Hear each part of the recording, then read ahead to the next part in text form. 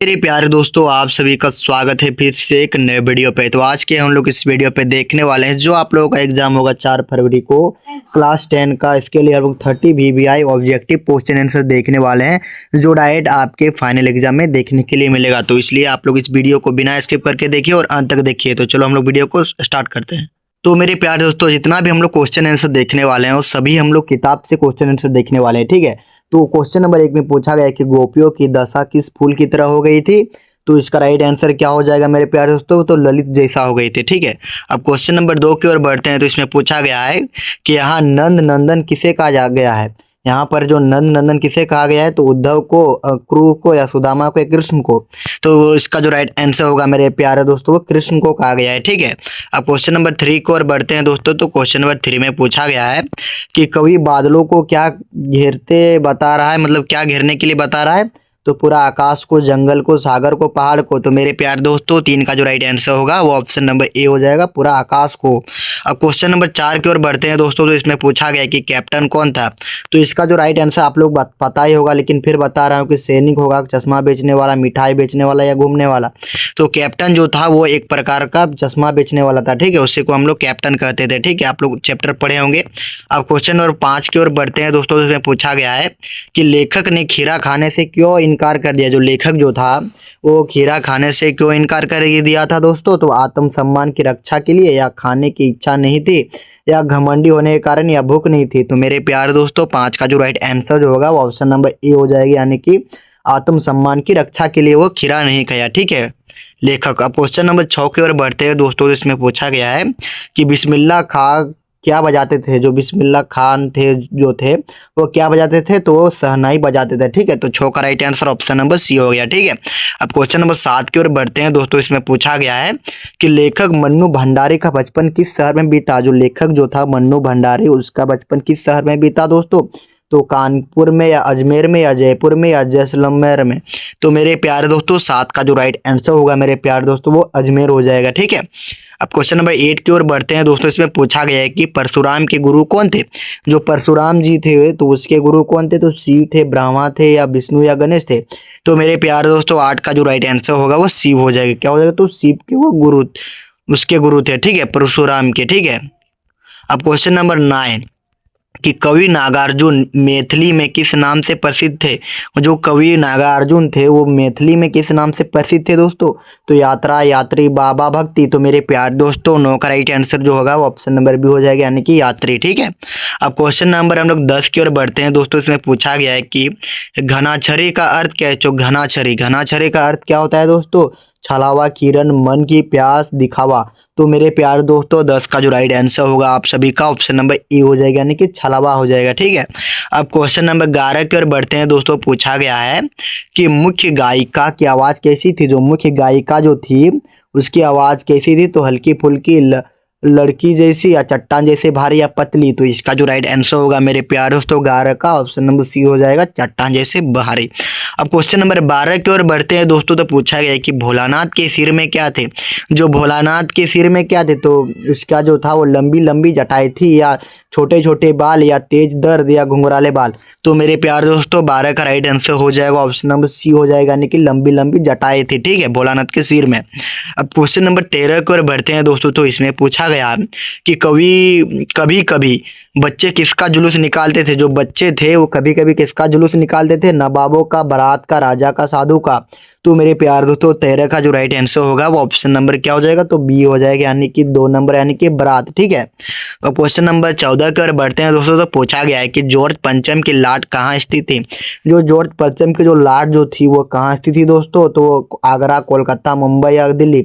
तो मेरे प्यारे दोस्तों जो 14 का राइट आंसर जो होगा वो ऑप्शन नंबर डी हो जाएगी, यानी कि दिल्ली। अब क्वेश्चन नंबर 15 की ओर बढ़ते हैं दोस्तों। तो इसमें पूछा गया है कि गंगटोक नगर किस राज्य में की राजधानी है। जो गंगटोक नगर जो था वो किस राज्य की राजधानी है मेरे प्यारे दोस्तों, तो सिक्किम का हो जाएगा, या असम, या अरुणाचल, या मिजोरम। तो इसका जो राइट आंसर होगा मेरे प्यारे दोस्तों 15 का ऑप्शन नंबर ए हो जाएगा, यानी कि सिक्किम, यानी कि 1 नंबर। क्वेश्चन नंबर 16 कि बालक अप्रतिम विजय के लिए किस मंदिर में जाया करते थे। तो कौन सा मंदिर जाया करते थे दोस्तों, संकट मोचन मंदिर, या विश्वनाथ मंदिर, या बालाजी मंदिर, या महादेव मंदिर। तो मेरे प्यार दोस्तों 16 का जो राइट आंसर हो जाएगा आप सभी का ऑप्शन नंबर सी हो जाएगा, यानी कि बालाजी मंदिर। अब क्वेश्चन नंबर 17 की ओर बढ़ते हैं दोस्तों। तो पूछा गया है कि बूढ़ा मरियल सा आदमी कौन था। तो उस चैप्टर को आप लोग पढ़े होंगे कैप्टन वाला, तो आप लोगों को पता ही होगा कि बूढ़ा मरियल सा आदमी कौन था। तो हवलदार साहब थे, कैप्टन चश्मे वाला, या पान वाला, या ड्राइविंग मास्टर। तो मेरे प्यारे दोस्तों 17 का जो राइट आंसर होगा ऑप्शन नंबर बी हो जाएगा। वो जो था वो कैप्टन चश्मे वाला जो था, उसी को हम लोग बूढ़ा मरियल सा आदमी कहते थे, ठीक है वही। पूछा गया कि बाल गोविंद भगत लगभग कितने वर्ष के थे। तो बाल गोविंद भगत लगभग 60 वर्ष के थे, ठीक है दोस्तों। अब क्वेश्चन नंबर 19 की ओर बढ़ते हैं। तो इसमें पूछा गया है कि कहानी लेखक के लिए क्या आवश्यक है। तो दोस्तों क्या आवश्यक है, तो विचार भी, पात्र भी, घटना भी, इसका राइट आंसर हो जाएगा इनमें से सभी, ठीक है। अब क्वेश्चन नंबर 20 की ओर बढ़ते हैं। तो इसमें पूछा गया है कि श्री राम ने किसके धनुष को तोड़ा था। जो श्री राम जी थे वो किसके धनुष को तोड़ा था। तो परशुराम के, शिव जी के, ब्रह्मा के, या विष्णु के। तो मेरे प्यारे दोस्तों इसका जो राइट आंसर जो होगा वो ऑप्शन नंबर बी हो जाएगा, यानी कि शिव जी के, ठीक है। अब क्वेश्चन नंबर 21 की ओर बढ़ते हैं। तो पूछा गया है कि गोपियों ने करई ककरी के समान किसे बताया। जो गोपियाँ जो थे वो करई ककरी के समान किसको बताया। तो प्रेम संदेश को, योग संदेश को, उद्धव को, या कृष्ण को। तो मेरे प्यार दोस्तों 21 का जो राइट आंसर होगा ऑप्शन नंबर बी हो जाएगा, यानी कि ऑप्शन नंबर 2 योग संदेश को। अब क्वेश्चन नंबर 22 की ओर बढ़ते हैं। तो पूछा गया है कि कवि के अनुसार छाया को छूने से क्या होता है। जो कवि जो थे तो उसके अनुसार जो हम लोग छाया को छूते हैं तो उसका अनुसार क्या होता है। तो सुख की प्राप्ति होती है, दुख की प्राप्ति, या धन की प्राप्ति, या भोजन की प्राप्ति। तो मेरे प्यारे दोस्तों 22 का राइट आंसर हो जाएगा। ऑप्शन नंबर क्या हो जाएगा। तो ऑप्शन नंबर 2 हो जाएगा, यानी कि दुख की प्राप्ति होगा, ठीक है। अब क्वेश्चन नंबर 23 की ओर बढ़ते हैं। तो ये पूछा गया है कि यह दंतुरित मुस्कान कविता में कौन एकटक निहार रहा है। तो कौन एकटक निहार रहा था दोस्तों। तो माँ ने, या पत्नी ने, या शिशु ने, या पिता ने। तो मेरे प्यारे दोस्तों 23 का राइट आंसर जो होगा वो ऑप्शन नंबर क्या हो जाएगा। तो 3 हो जाएगा, यानी कि शिशु ने, ठीक है।